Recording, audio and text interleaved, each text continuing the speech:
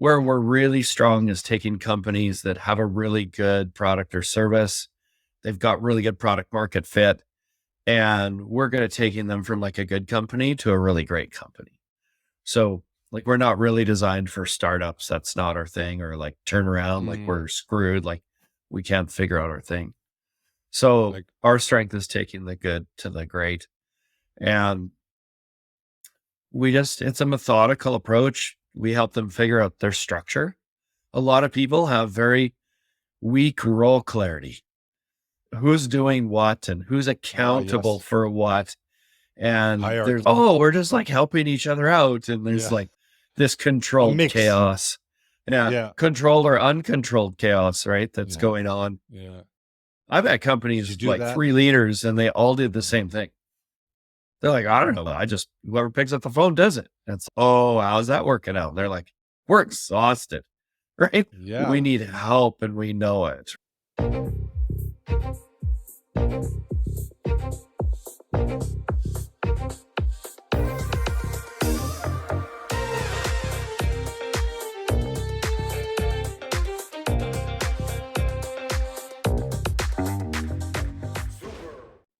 Welcome to Super Entrepreneurs Podcast. Today we have with us Chris Jones.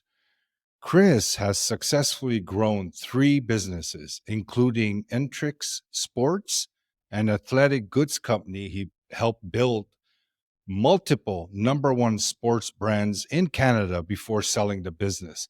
Welcome, my friend. Great to Thanks. Good meet you. morning. Yeah. Morning. This is great, Chris. Can you elaborate more on this? Tell us, like, how tell us about this sports. What do you actually build brands for sports companies, or you yourself have a company that launches sports brands? Yeah, that was in the past for sure. The first company. So I invented a football glove for receivers. And so high grip material, help you catch the ball better. So I started there and then went the distribution route and started sourcing really amazing products to bring them to Canada.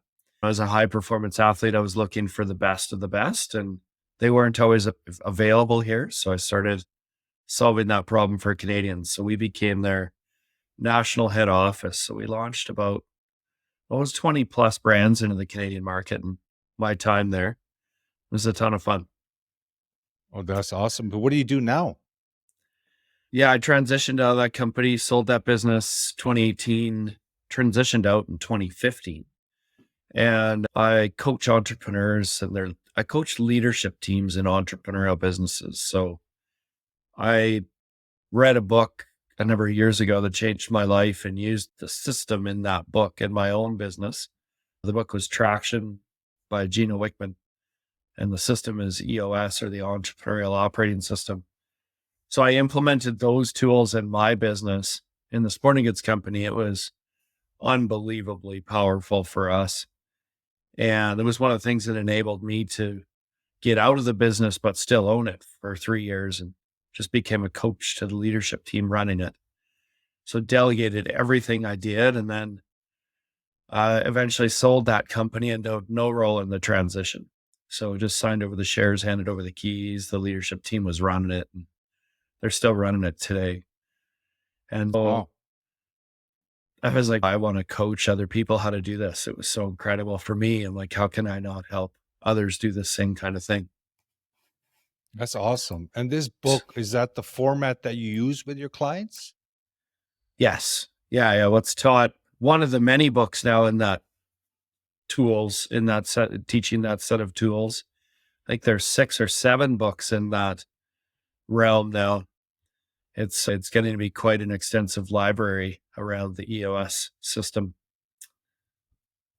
Wow. So can you give us some kind of something juicy Sh- about it? What do you do Sure. if you go into a business, right? And they're doing okay, they're Yeah. growing, they're just paying the bills. It depends on the industry, of course, right? But they're paying the bills, they want to grow bigger. They don't have the processes are in place, but they're not that fantastic. What would you do coming into a business like that? Yeah, sure. The high level, you just described like a lot of businesses out there, I right? know. Entrepreneurs, we Typical. get the business to a certain point. Yeah. We try to get it to the next level and then we get stuck for Mm, whatever reason. And we're good at something, spinning our wheels in other areas. And so the first thing I do with teams like that, first off, I just take them into a meeting, like a 90-minute meeting thing. And I paint a picture of what this set of tools looks like for them. And it's either a fit or it's not. And it's not a fit for everybody. Where we're really strong is taking companies that have a really good product or service. They've got really good product market fit. And we're going to taking them from like a good company to a really great company. So like we're not really designed for startups. That's not our thing, or like turnaround, like mm, we're screwed, like we can't figure out our thing. So like, our strength is taking the good to the great. And it's a methodical approach. We help them figure out their structure. A lot of people have very weak role clarity. Who's doing what and who's accountable yes. for what. And Hierarchy. we're just like helping each other out. And there's Yeah. like this A controlled mix. chaos. Yeah. Yeah. Controlled or uncontrolled chaos, right? That's Yeah. going on. Yeah. I've had Did you companies do like that? 3 leaders and they all did the Mm. same thing. They're like, I don't know. Whoever picks up the phone does it. It's, oh, how's that working out? And they're like, we're exhausted, right? We Yeah. need help and we know it, right? Yeah. So do you put in systems as well then? So there's no technology in anything that we teach. Okay. This is about the management of the human energy in the business. Got it. And so it's about how do we get some structure? How do we get some discipline and accountability in key areas of the business? So we're executing on the most important things in the business. How do we get clear on our vision, where we're going, how we're going to get there? We call it traction. How do you execute better on that vision? And then healthy. How do we work as a healthy, functional, cohesive team? So the short version of the journey, vision, traction, healthy are like three of the things that we're incredibly good at doing. And I feel very privileged I get to take teams through this process to help them experience that type of transition. Wonderful. What percentage would you feel is mindset in this process? Helping Uh, them with mindset. I think at any time that a leader, a human has to undergo transition, mindset is a critical element. Yeah. And so we have a leadership team, right? This is not just one person at a time. It's like 3 to 7 people, normally 4, 5, or 6 people in a room. And so quite frequently, about half the time, there's a stick in the mud.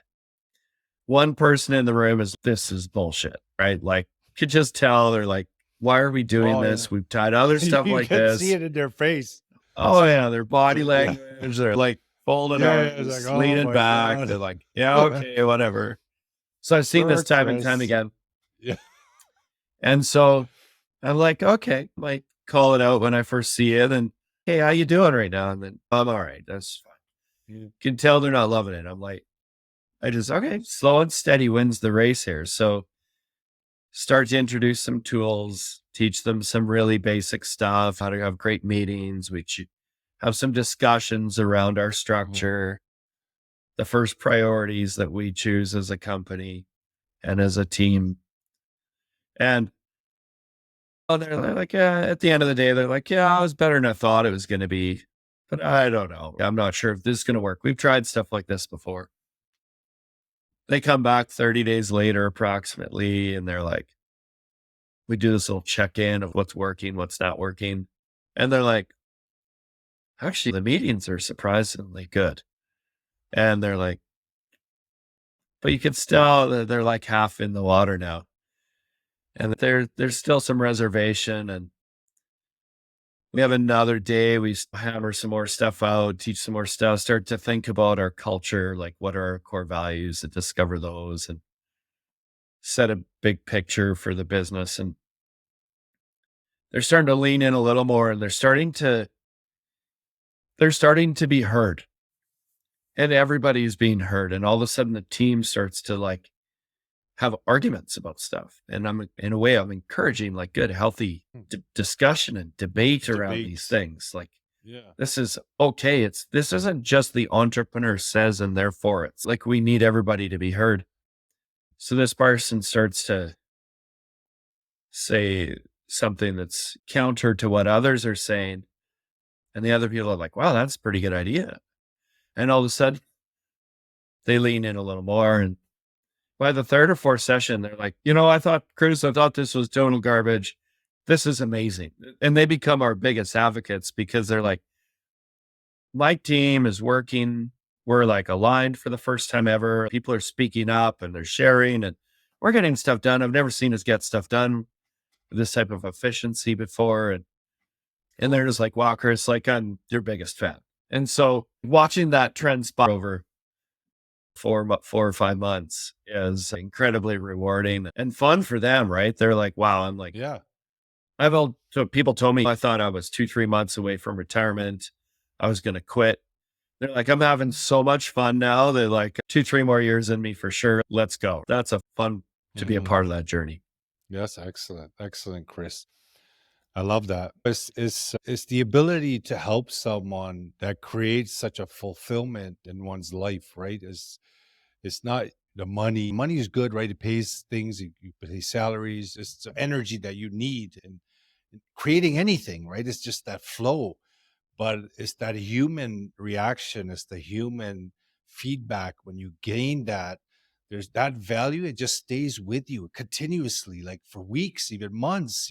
The money will come and you'll use it, it's just gone, that kind of energy. But that feeling, that thought, that you get, that emotion from other humans saying that, you know what, you really helped me, I want to hang out a little bit longer, I want to do this more. You just basically extend their life too, because the more people work and go after a goal, they remain healthier. And there's a lot of studies on that. They just remain healthier. They're more excited about life. They do things. They take care of their health. So it is definitely admirable what you're doing. My question is, when you come across people in the institution, in a business that already signed with you, you started work with them, but you find some that you mentioned that are not finding this as a necessity. They feel like they know it all. They have all the answers. They have Google.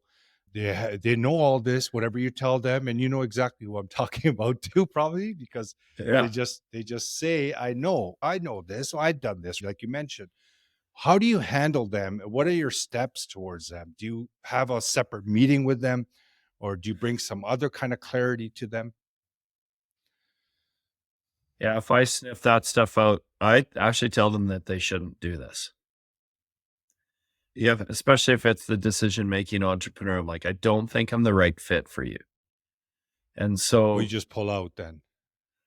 I just start the conversation and I start with honesty and transparency of, Yeah, look, good. this system is designed and the way I see results is when the leader is like, hey, I want help, right? Yeah. I don't think you're in enough pain to change.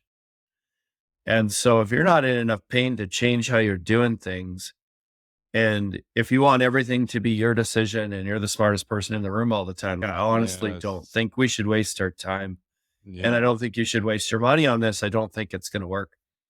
And so they're not used to hearing that. I think everyone's, oh, sell, close every deal possible. And I'm not Yeah. like that. Yeah, yeah. Like I've got the entire year, I can only add 4 more clients and I can only add on two by before March. And then I can add 2 more in September. And then that's all I can take the entire year. And so I'm like, hey, like I'm being select in a way, I'm being selective with my clients as well, because I want those that are going to see the highest success. And Mhm. I just can't take everybody on that comes to me right now. So Mhm. that it's not good for either of us.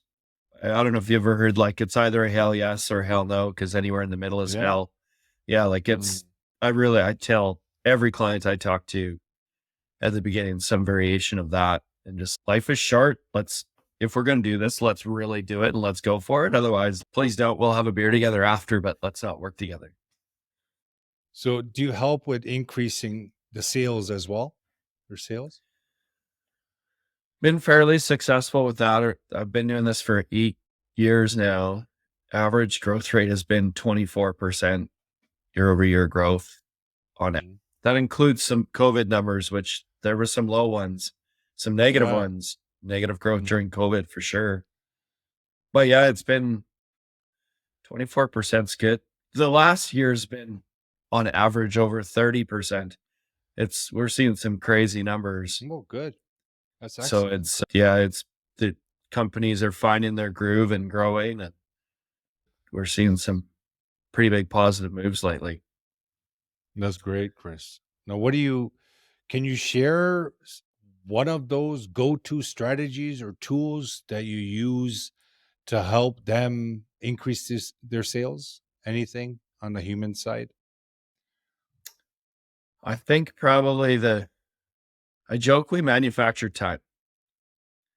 And so I'm of sorry. course I joke that we manufacture time with them. Like we make more time, and which is of course impossible.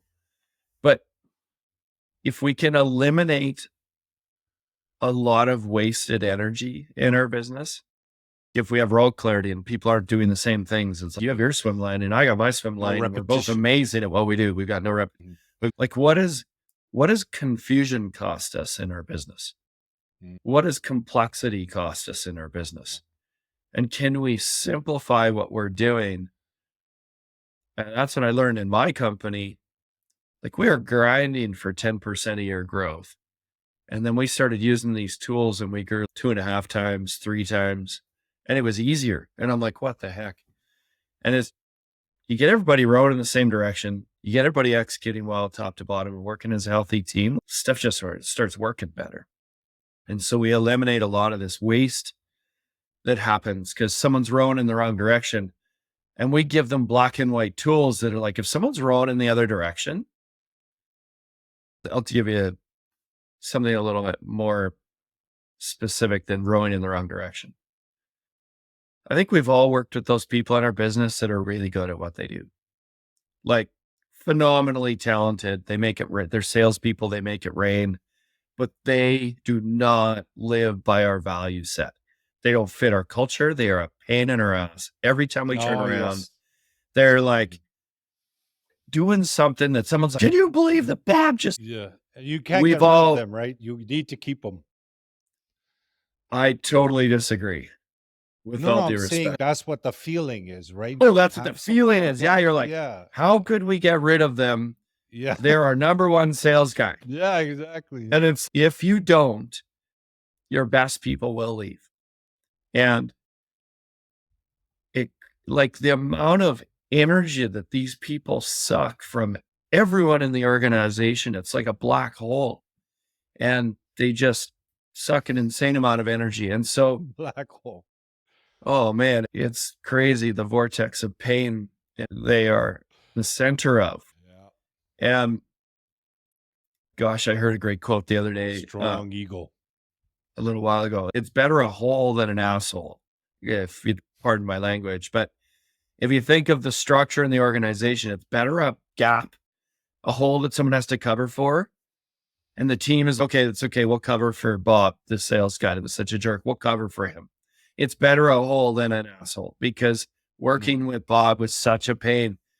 I'd rather just do more work than have to deal with Bob. And then lo and behold, we get rid of Bob, and then everything starts to get better.